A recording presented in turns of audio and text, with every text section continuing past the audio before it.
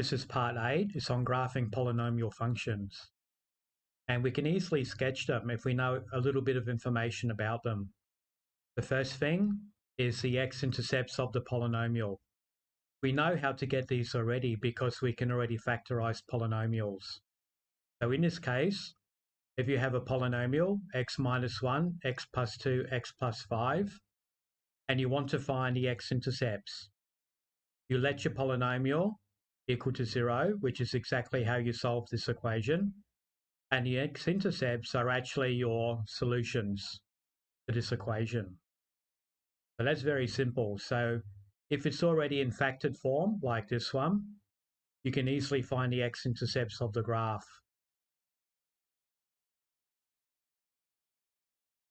However, in some cases, the graph will bounce off the x-axis. I'm going to talk a little bit more about this a little bit later, so just forget about this for the time being. Here's some examples. You've got x minus 2, x minus 2, x plus 1. If you try to solve this equation, you'll get x equals 2 and 2 again, so it's a repeated root.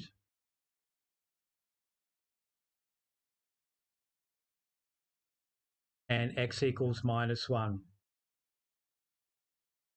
So your repeated root actually does this to your graph. Instead of going down and cutting through, it will bounce off the graph, and I'm going to talk more about this soon. And your other x-intercept is minus 1 here.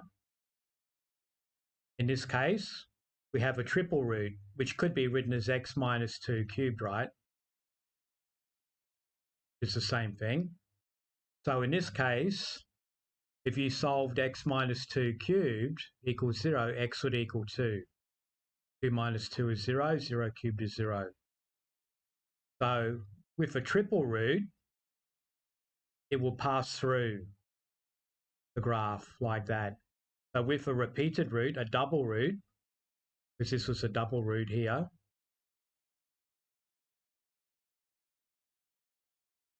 which was 2, 2, the graph bounced off. So bounce off the x-axis. With a triple root, power 3, it will cut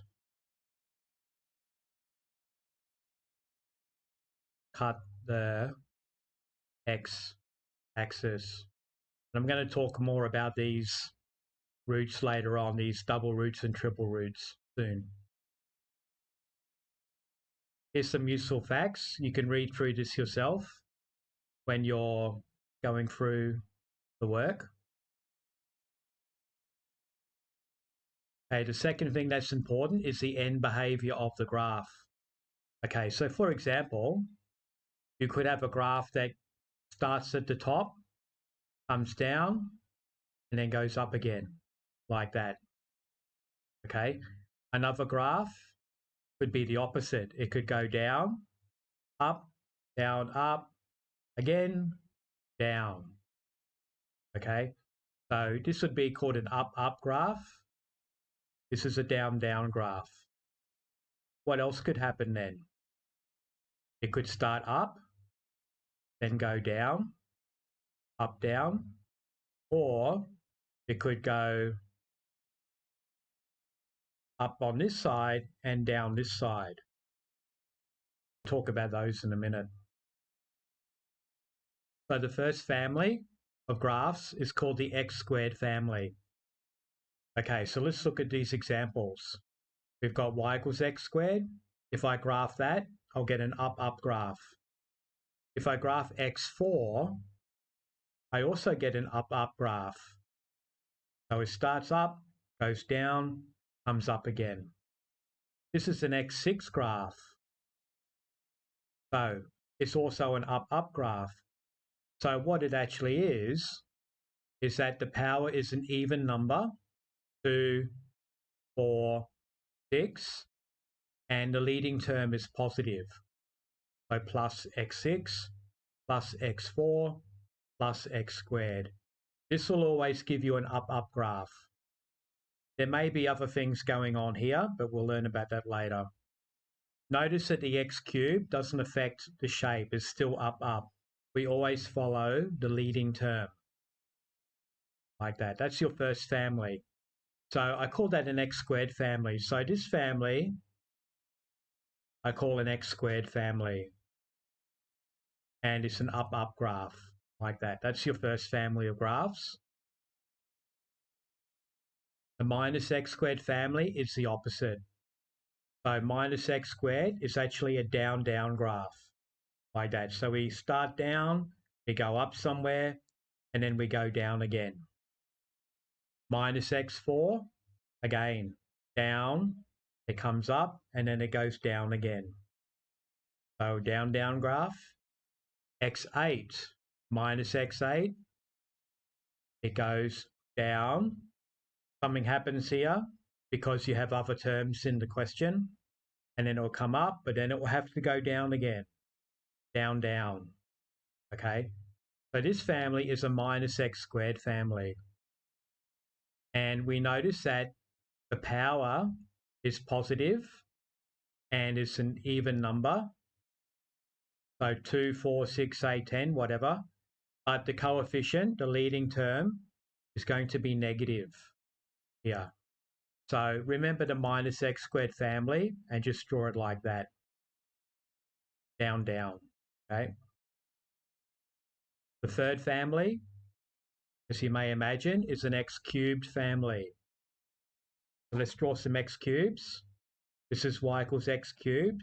It starts down, but then it goes up. An x fifth family, again, starts down on the left side, and as it goes right, it goes up. An x7, and then you've got some other terms here, but again, it will start down, and then it will go up. This is called the x cubed family because this power is odd. You see, we've got 3, 5, 7 odd powers, but the coefficient is positive, like that. So positive x cubed, if you like. And I remember that by this graph here. So down on the left, and it goes up on the right. So this is an x cubed family. The fourth family is the minus x cubed family. So minus x cubed, it starts up, but then it finishes down. So it's the opposite of the x cubed family. This one, minus x fifth, again, start up, go down. This is minus x7 family with some other terms. So we start up, some stuff happens here, and then it goes down again eventually. These terms give rise to some activity in the center of the graph here. So this is your minus x cubed family, the fourth family. So that would be down, up. So if you can remember these four graphs, this is the fourth one, then you should actually remember what's happening on the ends of the graph, the end behavior. Here's an example. We want to graph a polynomial, x plus 1, x minus 2, x plus 3. Now look at your family, x, x, x. If you expanded this, we'll get an x cubed and some terms here. Now, if you multiply out the last number, you'll get the constant term at the end. So 1 times minus 2 is minus 2, times 3 is minus 6. We need that for later. I don't really care what's happening in here because this is enough to draw a basic graph. So we have an x cubed family, right? So we have an x cubed family, positive x cubed family. The next thing is your x-intercepts. So let fx equals 0. I use f for function. I could use p. It doesn't matter. Same idea. So let that equal to 0. So I get x plus 1,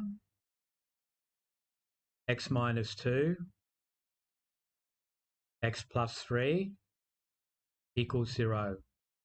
So x would equal minus 1 from this term, from this factor, 2 from this one, and minus 3 from this one. So these are your x-intercepts, which are the solutions to the polynomial equation. Now, if you're going to graph that, draw your axes, mark on your x-intercepts first, minus 1, 2. So 1, 2, and minus 3. Minus 1, minus 2, minus 3 about here. Okay, so these are your x-intercepts. What else do we know? This number here is actually your y-intercept. So when x equals 0, if I let x equal 0 in here, I'll get this number, minus 6. That's your y-intercept, which is down here somewhere. That's useful because I need that as well in the question. Now, your family is an x cubed family, and x cubes always go like this. So down on the left, and eventually they'll go up on the right side. So I've got to start down here somewhere. Change the color. So I'm starting down here, down, and then I want to go up here somewhere. And these are the x-intercepts. So it means I've got to go from down, pass through the first x-intercept. I turn somewhere. Don't worry about where to turn. You'll learn that grade 12. Come down through that x-intercept. Go through your y-intercept somewhere. Turn again somewhere, wherever you like. And then go up. You see? So now this is down, up, which follows what should happen for this x cubed family. So that's your basic graph. So go up through the x-intercept, minus 3, turn somewhere, come through minus 1, go through your y-intercept, and go back up through your other x-intercept here. Fortunately, this is already factorized for you. So if this is not factorized, you need to factorize it first, like we've learned already, and write the 3 factors. But in these examples, we don't have to worry about that. In example 14, let's look at another question. We want to sketch the graph of the polynomial minus x plus 1, x plus 1, x minus 3. So let's think about our x-intercepts first. So let your function, or your polynomial, whatever you like to call it, equal to 0. So minus x plus 1, x plus 1, x minus 3 equals 0. The minus sign here is not going to affect your x-intercepts. So from these two, x would be minus 1.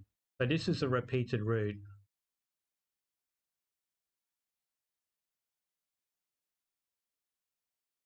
And this one will give us x equals 3. So these are our x-intercepts.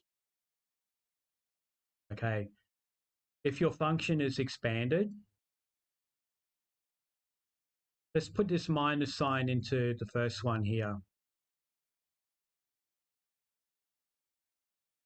And then we'll have x plus 1 and x minus 3. So if you were to expand this, which I'm not going to, we'll get minus x cubed as the first term, the leading term, because of this minus sign here. And when you expand out fully, minus 1 times 1 times minus 3 will give you 3 on the end, the constant term. That's your y-intercept. Okay, so our family is a minus x cubed family, which looks like that. So it's an up-down graph. So how about we try and graph it?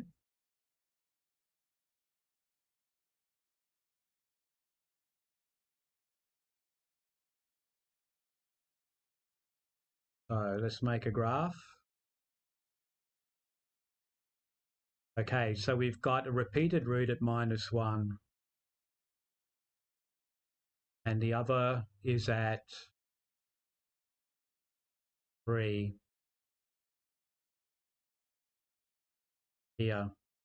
And your y-intercept is 3 here. So that's 1, 2, 3. And our family is going to be an up-down. So that means we've got to come from up, down. So we start up here, we start up and down on the right side, down here somewhere. So it doesn't matter exactly where you draw from, but come down. Now you have a repeated root at -1, which means you bounce. So that's your repeated root here.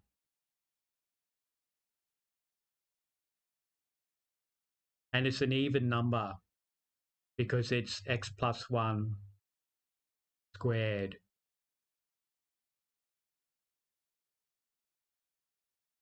And so this graph will bounce because that power there is 2.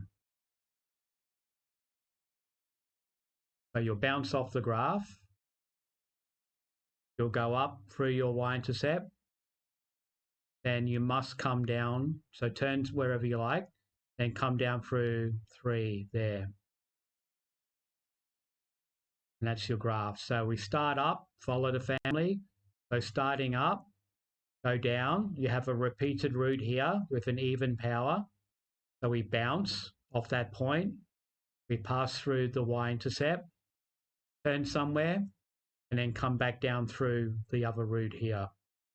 Then you continue down to minus infinity there.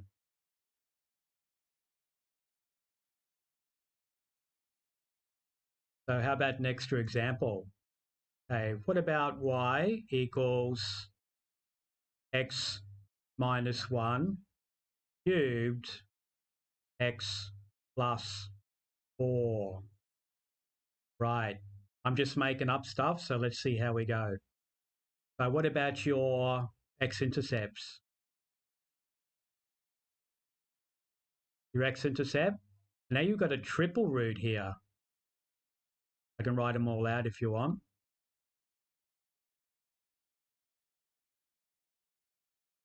And x plus 4. So we're going to get a triple repeated root right here, the x equals 1. And then this is going to give you x equals minus 4 as the other root. So how about our graph? Or how about our family? Let's do the family. If you were to expand this, you're going to get x4. So you'd have x times x times x times x. So you're in the x4 family. But actually, this is a positive and even number, and you have a positive coefficient. So you're actually in the x squared family. These are in the same family as we saw earlier. So an x squared. So it's going to be up, up, up, up. We'll do that in a minute. Your final term, so the y-intercept, is going to be -1 times -1, which is 1. 1 times -1 is -1. -1 times 4 is -4. That is your constant term if you expand your polynomial. So now we can think about the graph.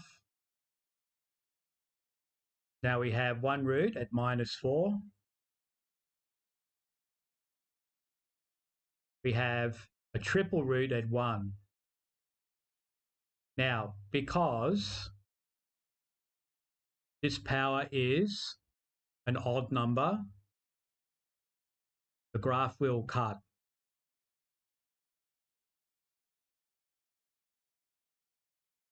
Cut the x-axis. So we're actually going to cut at that point. And we've got a y-intercept of -4. 1, 2, 3, 4. And it's an up-up graph. So we start up, we finish up. So it's going to come down. And then it's going to go back up this way. There will be some things happening in here, but we don't have to worry about it too much. But we know we're going through one, and we're going to cut at -4. So it's kind of like a x-squared graph, isn't it? Except the actual shape is a little bit different here than an x-squared graph.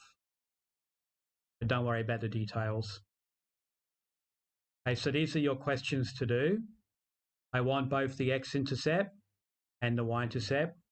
Everyone has actually been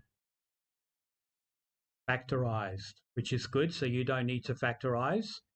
The first one, start you off. What are the x-intercepts? They're going to be -3 to 5, yes? And your family will be an x cubed family, which looks like that.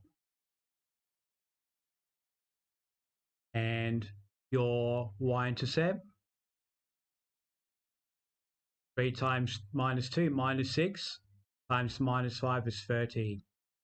So don't worry about your scale here. You don't have to go down to actually where 30 is, just draw it on somewhere. So you'd have -3,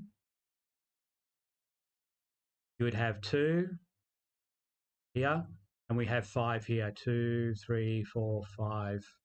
-30 is way down there, so just write -30 down there. Sorry, 30 at the top. Put it up there somewhere. So we're going to go from top down on the left side, which is going down here. So we're going to go through 5, turn to 2, go up through your y-intercept, which is 30, and then go back through -3 there. So your graph will look roughly like that. Okay, and you try the rest. Some of them are quartic graphs. So this may be interesting for you to try that one. See what happens. Okay, I'll see you in the next lesson.